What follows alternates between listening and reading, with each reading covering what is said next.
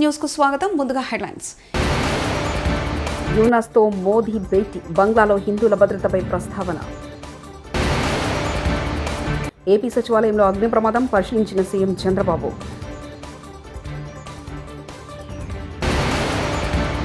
మంగళగిరి అభివృద్ధికి మంత్రి నారా లోకేష్ కీలక నిర్ణయం. జగన్ ఆస్తులు కాజేసిన మేనమామగా చరిత్రలో నిలిచిపోతారు YS Sharmila. Bangladesh chief adviser Muhammad యూనస్తో భారత ప్రధానమంత్రి నరేంద్ర మోదీ భేటీ అయ్యారు. షేక్ హసీనా పదవీచ్యుతురాలైన ఇండియాలో ఆశ్రయం పొందినప్పటి నుంచి బంగ్లాదేశ్ తాత్కాలిక ప్రధాన సలహాదారులతో ప్రధాని మోదీ భేటీ కావడం ఇదే మొదటిసారి. బ్యాంకాక్లో బీమ్స్టెక్ సదస్సు సందర్భంగా వీరిరువురు సమావేశమయ్యారు. ఇటీవల కాలంలో బీజింగ్కు బంగ్లా చేరువవుతుండడం, బంగ్లాలో మైనార్టీలు ముఖ్యంగా హిందువులపై దాడులు పెరుగుతున్న నేపథ్యంలో ఉభయుల భేటీ ప్రాధాన్యతను సంతరించుకుంది. పార్లమెంటు ముందు ఇండియా కూటమి ఎంపీల నిరసన, వివాదాస్పద వక్ఫ్ బిల్లుకు రాజ్యసభ ఆమోదం తెలిపింది. ఈ నేపథ్యంలో ప్రతిపక్ష ఇండియా కూటమి ఎంపీలు పార్లమెంటు ముందు నిరసనకు దిగారు. ముస్లిం హక్కులు కాలరేసేలా ఉన్న వక్ఫ్ బిల్లును ప్రభుత్వం వెంటనే వెనక్కి తీసుకోవాలని డిమాండ్ చేశారు. కాగా ఈ బిల్లును సుప్రీంకోర్టులో సవాల్ చేస్తామని కాంగ్రెస్ సీనియర్ నేత జయరాం రమేష్ తెలిపారు. మన దేశానికి చెందిన 4,000 చదరపు కిలోమీటర్ల భూభాగాన్ని చైనా ఆక్రమించిందని కాంగ్రెస్ ఎంపీ రాహుల్ గాంధీ అన్నారు. దీనిపై కేంద్రం సమాధానం ఇవ్వాలని ఆయన డిమాండ్ చేశారు. మన భూభాగాన్ని చైనా ఆక్రమిస్తున్న భారత రాయబారి మాత్రం చైనా రాయబారితో కేక్ కట్ చేయించడం ఏంటంటూ విమర్శించారు.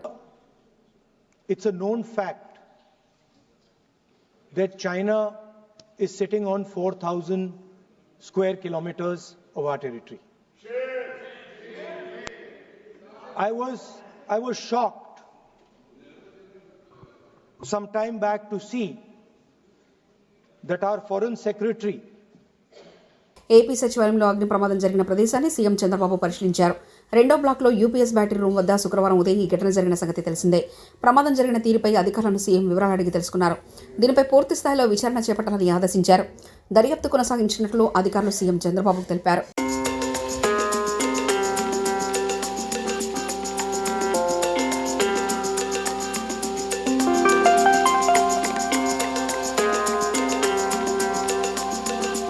ఏపీ సచివాలయానికి అగ్ని ప్రమాదం జరిగింది. రెండో బ్లాక్లో బ్యాటరీలు ఉంచే ప్రాంతంలో ఈ ఘటన జరిగింది. ప్రమాదాన్ని గుర్తించిన వెంటనే ఎస్పీఎఫ్ సిబ్బంది వెంటనే అగ్నిమాపక సిబ్బందికి సమాచారం ఇచ్చారు. వారు ఘటనా స్థలానికి చేరుకొని మంటలను అదుపులో తీసుకొచ్చారు. ఈ ఘటనపై హోంమంత్రి అనిత ఆరా తీశారు. బ్యాటరీలు ఉండే ప్రదేశంలో ప్రమాదం జరిగినట్లు అధికారులు ఆమెకు వివరించారు. ఘటనపై పూర్తి స్థాయి విచారణకు మంత్రి ఆదేశించారు. బ్యాటరీ యూపీఎస్ రూమ్లో ఫైర్ అలారం లేకపోవడంపై అనిత ఆరా తీశారు. సచివాలయంలోని అన్ని బ్లాకుల్లో ఫైర్ అలారాలను తనిఖీ చేయాలని సూచించారు. బ్యాటరీస్ ఏదైతే ఉంటాయో ఆ రూమ్ లోని ఎర్లీ మార్నింగ్ 6:30 ఆ టైంకి ఫైర్ యాక్సిడెంట్ జరిగింది. ఆ ఫైర్ ఏదైతే స్మోక్ మా ఎస్పీఎఫ్ డిపార్ట్మెంట్ వాళ్ళు స్మోక్ చూసి ఇమీడియట్ గా వాళ్ళు కొంతమంది ఎస్పీఎఫ్ స్టాఫ్ ఇక్కడికి వచ్చి ఆ ఫైర్ కంట్రోల్ చేయడానికి ప్రయత్నం చేస్తూనే ఇమీడియట్ గా ఫైర్ డిపార్ట్మెంట్ వాళ్ళకి చెప్పడం, with in 3 minutes fire department వాళ్ళు కూడా ఇక్కడికి రావటం. వాళ్ళు వచ్చిన తర్వాత విత్ ఇన్ 5 minutes లో ఓవరాల్ గా చెప్పాలంటే ఒక 8 to 10 minutes మధ్యలో ఫైర్ అంతటిని కూడా కంట్రోల్ చేయడం జరిగింది. ఫర్దర్ గా విత్ ఇన్ 5 minutes లో ఓవరాల్ గా చెప్పాలంటే ఒక 8 to 10 minutes మధ్యలో ఫైర్ అంతటిని కూడా కంట్రోల్ చేయడం జరిగింది. ఫర్దర్ గా పెద్ద ప్రమాదం తప్పింది అని అనుకోవాలి. ఎందుకంటే అక్కడ నుంచి కొంత స్మోక్ కూడా పైన ఉన్న ఫ్లోర్ లోకి కూడా వెళ్ళటం, అక్కడ కొన్ని ఏసీలు పాట్ అవ్వడం, అదేవిధంగా బ్యాటరీలన్నీ కూడా కొంచెం ధ్వంసం అవడం కూడా జరిగినాయి. అవన్నీ కూడా ఫైర్ లో కొంచెం కాలిన దాఖలాలు కూడా కనిపిస్తున్నాయి. ఇమీడియట్ గా మొత్తం డిపార్ట్మెంట్ వాళ్ళు, జిఏడి వాళ్ళు, అదేవిధంగా సిఆర్డీఏ వాళ్ళు అందరూ కూడా ఇక్కడికి వచ్చి. కాకినాడ జిల్లా గొల్లప్రోలు మండలంలో ఎమ్మెల్సీ నాగబాబు పర్యటించారు.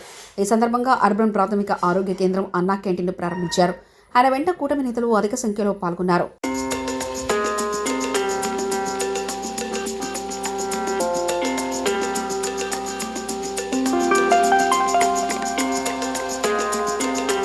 తిరుమల శ్రీవారిని సినీ నటి పూజా హెగ్డే దర్శించుకున్నారు. శుక్రవారం వేకువజామున శ్రీవారి సుప్రభాత సేవలో ఆమె పాల్గొన్నారు. తిరుమల తిరుపతి దేవస్థానాధికారులు ఆమెకు స్వాగతం పలికి దర్శన ఏర్పాట్లు చేశారు. దర్శనానంతరం ఆలయ అధికారులు ఆమెకు తీర్థ ప్రసాదాలు అందజేశారు. చాలా సంతోషంగా ఉంది. నా మనసులో చాలా టైం నుంచి ఇక్కడ రావడానికి ఒక విష్ ఉంది. అండ్ ఈరోజు చాలా మంచి దర్శనం అయింది నా ఫ్యామిలీతో.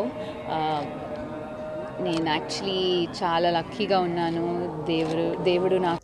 హైదరాబాద్ నడిబొడ్డులో అటవీ ఉందని నమ్మేవాళ్లు అసలు చదువుకున్నారా? కాంగ్రెస్ ఎంపీ చామల కిరణ్ కుమార్ రెడ్డి. బీఆర్ఎస్ వాళ్ళ దెబ్బకు ఢిల్లీలో పడుకున్నా కూడా నెమల సప్పుడొస్తుంది. అసలైన అడవిలోనే జింకలు లేవంటే అక్కడ జింకలున్నాయని అంటున్నారంటూ కాంగ్రెస్ ఎంపీ చామల కిరణ్ కుమార్ రెడ్డి వ్యాఖ్యానించారు. సొంత భూమిలో బంజారా హిల్స్నే ఉన్నాయి, జూబ్లీ హిల్స్నే ఉన్నాయి. కాబట్టి నేనేమంటున్నా అంటే సప్పుడు వినిపించి ఈ అమ్మాయి వ్యాపారం పాడుగా మొత్తం ఆర్టిఫిషియల్ ఈ డ్రామా తట్టుకోలేకపోతున్నాం. రోజు రాత్రి మాకు కూడా పెట్టుకుంటే చిక్కి ఈడ ఢిల్లీలో వండుకుంటే కూడా ఐఏఎస్ అప్పుల్లో వస్తున్నాయి వాళ్ళ వేసిన దెబ్బకు. సినీ నటుడు నందమూరి బాలకృష్ణ, మీనాక్షి చౌదరి హైదరాబాద్లోని కుకట్పల్లిలో సందడి చేశారు. కేపీహెచ్బీ కాలనీలో నూతనంగా ఏర్పాటు చేసిన ఓ షాపింగ్ మాల్ ప్రారంభోత్సవ కార్యక్రమంలో వారు పాల్గొన్నారు. అనంతరం మీడియాతో మాట్లాడుతూ సరదా వ్యాఖ్యలు చేశారు. బాలకృష్ణలో సినిమాలో ట్రెండ్ సెట్ చేయాలన్నా దాన్ని తిరగరాలన్నా నందమూరి వాళ్ళేనని వ్యాఖ్యానించారు. మీనాక్షికి హిందీ కవిత చెప్పి అలరించారు. నా సినిమా డైలాగ్ ఉంది ఏంటంటే, నేను కత్తులతో కాదు కంటి చూపుతో చంపేస్తానని. ఇక్కడేమో ఏ చీర విడేసుకున్నా చీరకి అంత వస్తుంది. ఇక్కడ మన మీనాక్షి చౌదరి గారు వాళ్ళు ఏం చేసినా ఒక ప్రత్యేకత ఉంటుంది. అలాగే నేను ఏం చేసినా ఒక ప్రత్యేకత ఉంటుంది. అలాగే ఈవిడ ఏం చేసినా ఒక ప్రత్యేకత ఉంటుంది. సినిమాకి ఆవిడ పాత్రలు అంటే ఇవాళ యాక్చువల్గా షూటింగ్ ఉండిందంటే నిన్న అయిపోవాల్సింది. హిందీలో ఉంటారు ఇవిడికి అర్థమయ్యేటట్టు. ఈవిడ అంటారు మొత్తానికి.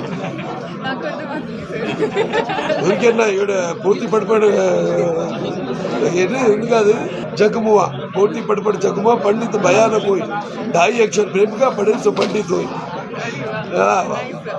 అమరావతి సరస్వతి పవర్ షెడ్ల ఎంఓయూపై వైకాపా అధ్యక్షుడు జగన్ స్వయంగా సంతకం చేశారని ఏపీ కాంగ్రెస్ అధ్యక్షులు వైఎస్ షర్మిల అన్నారు. ఇప్పటి వరకు ఒక్క ఆస్తి కూడా జగన్ తనకు ఇవ్వలేదని తెలిపారు. విజయమ్మకు సరస్వతి పవర్ షేర్లకు జగన్ గిఫ్ట్ డీడ్ కింద ఇచ్చారు. ఇచ్చిన షేర్లు మళ్లీ తనకే కావాలని ఆయన కోర్టుకు వెళ్లారు. స్వయంగా తల్లిని జగన్ మోసం చేస్తున్నారు. తల్లిపై కేసు వేసిన కుమారుడిగా, మేనల్లుడు మేనకోడలి ఆస్తులు కాజేసిన మేనమామగా ఆయన చరిత్రలో మిగిలిపోతారని షర్మిల వ్యాఖ్యానించారు. ఆంధ్ర రాష్ట్రానికి పోలవరం ప్రాజెక్టు ఒక జాతీయ ప్రాజెక్టుగా చేపట్టడం,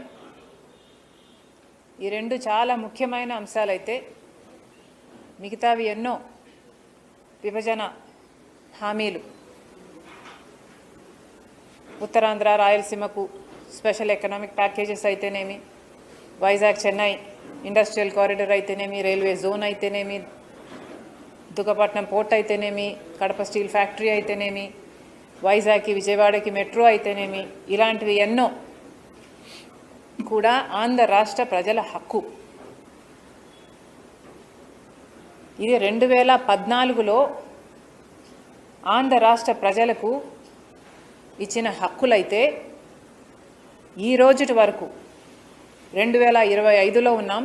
ఈ రోజుటి వరకు కూడా ఒక్కటంటే ఒక్కటి కూడా రాజధాని నిర్మాణంతో సహా ఒక్కటంటే ఒక్కటి కూడా ఆంధ్ర రాష్ట్ర ప్రజల చేతుల్లో పెట్టిన పాపాన పోలేదు బీజేపీ ప్రభుత్వం. 2014 నుంచి అధికారంలో ఉండి కూడా 2014 నుంచి ఈ రోజుటి వరకు బీజేపీ పార్టీ అధికారంలో ఉంది. మంగళగిరి నియోజకవర్గం ఉండవల్లిలో మన ఇల్లు మన లోకేష్ కార్యక్రమం చేపట్టారు. రెండో రోజు శాశ్వత ఇంటి పట్టాలను విద్యా, ఐటీ, ఎలక్ట్రానిక్స్ శాఖల మంత్రి నారా లోకేష్ అందజేశారు. ఇవాళ నుంచి 12వ తేదీ వరకు నియోజకవర్గంలో మన ఇల్లు మన లోకేష్ కార్యక్రమం జరగనుంది. పేదలకు స్వయంగా శాశ్వత ఇంటి పత్రాలను మంత్రి నారా లోకేష్ పంపిణీ చేస్తున్నారు. ఎర్రబాలెం గ్రామానికి చెందిన 248 మందికి శాశ్వత ఇంటి పట్టాలు పంపిణీ చేశారు.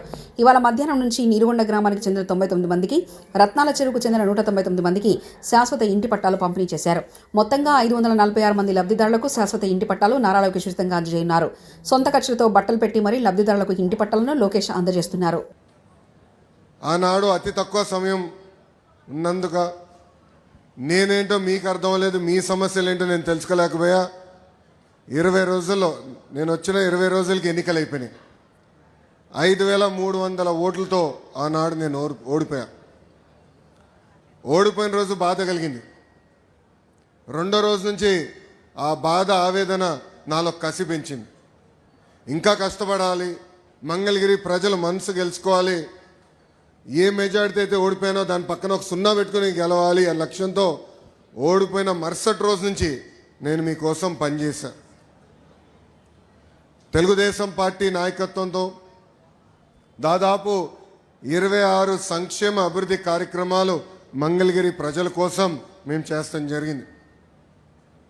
మీకు ఆరోగ్యం బాగాలేకపోతే ఎన్టీఆర్ సంజీవిని పేరుతో మంగళగిరిలో ఒక క్లినిక్, తాడేపల్లిలో క్లినిక్, దుగ్గిరాలకు ఒక మొబైల్ క్లినిక్ పెట్టి ఉచితంగా చికిత్స కాదు మందులు కూడా ఈరోజు కూడా మేము ఇస్తున్నాం.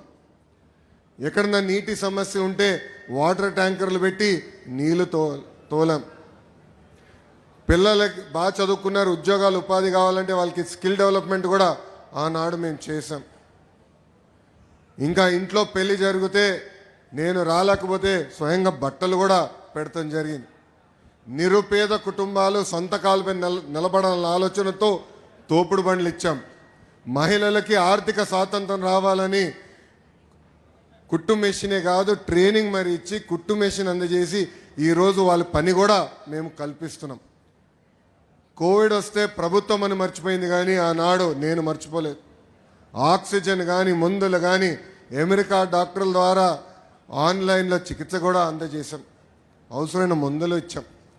ఇట్లా ముఖ్యమంత్రి చంద్రబాబు మైనార్టీలకు వెన్నుపోటు పడ్డారని మాజీ మంత్రి మెరుగు నాగార్జున అబద్ధాలు అవాస్తవాలు లేకపోతే చంద్రబాబు రాజకీయం లేదని మండిపడ్డారు. ఏరుదాటక తెప్ప తగలడం చంద్రబాబు అలవాటే అని ఘాటు వ్యాఖ్యలు చేశారు. మాజీ మంత్రి మెరుగు నాగార్జున తాజాగా మీడియాతో మాట్లాడారు. వక్ఫ్ సవరణ బిల్లు విషయంలో వైఎస్ఆర్సీపీపై టీడీపీ తప్పుడు ప్రచారం చేస్తుంది. టీడీపీ ఆ పార్టీ అనుకూల సోషల్ మీడియా ఫేక్ ప్రచారాన్ని ఖండిస్తున్నాం. రాజ్యసభలో వైవి సుబ్బారెడ్డి వక్ఫ్ సవరణ బిల్లును వ్యతిరేకిస్తూ చేసిన ప్రసంగం అందరూ చూడండి. దీనిపై ఎల్లో మీడియా తప్పుడు ప్రచారం చేస్తుంది. వక్ఫ్ సవరణ బిల్లుకు మేము వ్యతిరేకిస్తున్నామని వైఎస్ అనేకసార్లు చెప్పారు. వక్ఫ్ సవరణ బిల్లుకు వ్యతిరేకంగా లోక్సభ రాజ్యసభలో ఓటేశాం. ఎన్టీ రామారావు గారి వెన్నుపోటు దగ్గర నుంచి మొన్నటి అప్పులకు సంబంధించిన అబద్ధాల దాకా ఈరోజు ప్రజలను మోసం చేస్తున్న P4 కార్యక్రమం వరకు అన్ని అబద్ధాలే. ఉదాహరణకి అప్పులకు సంబంధించి ఎన్నికలకు ముందు 14 లక్షల కోట్ల రూపాయల అప్పులున్నాయని చెప్పాడు ప్రచారంలో. ఇప్పుడేమో 10 లక్షల కోట్ల అప్పులున్నాయని చెప్తా ఉన్నాడు. ఆధారాలు చూపేవంటే నో అంటాడు. చివరికి మీరు ప్రవేశపెట్టిన బడ్జెట్లో కేంద్ర ప్రభుత్వం సాక్షాత్తు చెప్పింది 5,62 కోట్ల రూపాయలు అప్పులున్నాయని చెప్తే మీరేమో అప్పులు అనుకుంటా అప్పుల మీదే బ్రతకాలని చూస్తూ ఉన్నారు. ఇకపోతే రెండవది P4కి సంబంధించి సమాజంలో 20% పేదలు, వాళ్ళకి సంబంధించి 10% బాగా సంపన్నులు ఉన్నారు, వారికి అప్పగిస్తారని చెప్తా ఉన్నాడు. ఈ P4 ఏంటో, ఈ పేదరికం ఏంటో, ఈ సంపన్నులు ఏంటో, అసలు ఎంతమంది ప్రజానీకం ఉన్నారో, ఎంత పేదవారు ఉన్నారో, ఎంతమంది ఇన్కమ్ ట్యాక్స్ కడతా ఉన్నారో ఇప్పటికైనా ప్రజలకు అర్థమయ్యేటట్టు చెప్పండి చంద్రబాబు నాయుడు గారు. రాజమండ్రి ఫార్మసీ విద్యార్థిని నాగాంజలి మృతి చాలా బాధాకరమని వైఎస్ఆర్సీపీ ఆవేదన వ్యక్తం చేసింది. ఫార్మసీ విద్యార్థి విషయంలో ఆమెకు అన్యాయం జరిగింది. చంద్రబాబు ఏం చేశారు? రాష్ట్రంలో ఆడపిల్లలకు అన్యాయం జరిగితే పవన్ కళ్యాణ్ తాట తీస్తా అన్నారు. ఇప్పుడు ఎక్కడున్నారంటూ ప్రశ్నించారు. విద్యార్థిని నాగాంజలి మృతిపై వైఎస్ఆర్సీపీ ఎమ్మెల్సీ వరుదు కళ్యాణ్ని స్పందిస్తూ నాగాంజలి మృతి చాలా బాధాకరం. నరరూప రాక్షసుడి వేధింపులు భరించలేక సూసైడ్ నోట్ రాసి ఆత్మహత్య చేసుకుంది. 12 రోజుల మృత్యుతో పోరాడినా ప్రభుత్వం పట్టించుకోలేదు. అడుగడుగునా ప్రభుత్వం నిర్లక్ష్యం కనిపిస్తుంది. నాగాంజలి ఆత్మహత్య చేసుకోవడానికి సీఎం దీపక్ కారణమని సూసైడ్ నోట్లో రాసింది. దీపక్ పనిచేస్తే కిమ్లోనే 12 రోజులుగా ఉంచితే సరైన వైద్యం ఎక్కడ దొరుకుతుంది? సీఎం, డిప్యూటీ సీఎం, హోంమంత్రి పదవి కనీసం స్పందించలేదు. వైద్యం అందుతుందో లేదో కూడా ఆరా తీయలేదంటూ వ్యాఖ్యానించారు. ఇన్ని రోజులైనా ముఖ్యమంత్రి గారు కానీ, డిప్యూటీ సీఎం గారు కానీ, అలాగే హోమ్ మినిస్టర్ గారు కానీ, ఒక మహిళ అయ్యుండి కూడా హోమ్ మినిస్టర్ గారు కానీ కనీసం ఈ విషయం మీద స్పందించారా? మెరుగైన వైద్యం అందుతుందా లేదా కనీసం కనుక్కున్నారా? ఎటువంటి స్పందన లేదు. అడుగడుగున నిర్లక్ష్యం. ఎంతగా వీళ్ళకి మహిళల పట్ల చులకన భావం ఉంది అనేది అర్థమవుతుంది. ముఖ్యమంత్రి గారు చంద్రబాబు నాయుడు గారు ఆడపిల్లలకి ఈ రాష్ట్రంలో కనుక ఎవరైనా అన్యాయం చేస్తే అదే వాళ్ళకి ఆఖరి రోజు అంటూ మాట్లాడుతూ ఉన్నారు. మరి ఈ ఫార్మసీ విద్యార్థి విషయంలో ఏం చేశారు ముఖ్యమంత్రి గారు? మీరు పక్కనే పోలవరం సందర్శించడానికి వెళ్ళారు ఈ 12 రోజుల్లో. మరి ఈ అమ్మాయిని చూడడానికి వెళ్ళడం కానీ, కుటుంబానికి ధైర్యం చెప్పడం కానీ ఎందుకు మీరు చేయలేదు? అలాగే డిప్యూటీ సీఎం గారైన పవన్ కళ్యాణ్ గారు అయితే ఆడపిల్లలకి అన్యాయం జరిగితే తాట తీస్తానని చెప్పారు. మరి పక్క జిల్లాయే కదా మీది, మీ నియోజకవర్గం. మరి రాజమండ్రిలో ఈ అమ్మాయికి ఎంత అన్యాయం జరిగితే ఆమె లెటర్లో ఎంత దారుణంగా అతను వేధించాడు అనేది అంత చక్కగా ఆమె రాసిపెట్టి చనిపోతే మరి మీరు ఎక్కడ ఆ దీపక్ తాట తీశారు? కనీసం ఆ కుటుంబానికి పరామర్శ చేయడానికైనా వెళ్ళారా మీరు?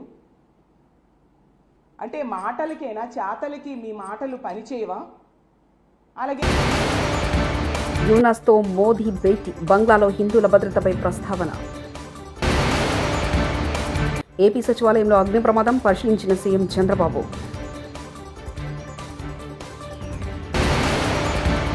మంగళగిరి అభివృద్ధికి మంత్రి నారా లోకేష్ కీలక నిర్ణయం. జగన్ ఆస్తులు కాజేసిన మేనమామగా చరిత్రలో నిలిచిపోతారు వైఎస్ షర్మిల. ఇవి బులెటిన్ విశేషాలు.